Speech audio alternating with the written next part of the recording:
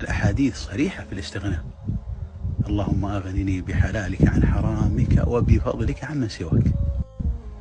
حتى حديث ثوبان رضي الله عنه أن النبي صلى الله عليه وسلم قال: من يتكفل لي ألا يسأل الناس شيئا وأتكفل له بالجنة؟ قال ثوبان: أنا. وبايع على ذلك جمع من الصحابة ألا يسألوا الناس شيئا. كان بعضهم يسقط صوته فلا يسأل أحد أن يناوله إياه، بل ينزل عن دابته ويأخذ.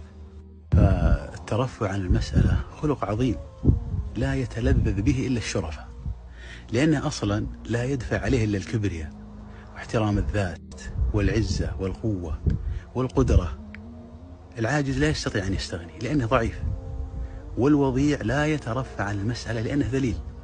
بل بلغت الأنفة بالعربي في الجاهلية إلى أنه يرى قطع الطريق والكسب غير المشروع أشرف من المسألة. يقول ابن النطاح: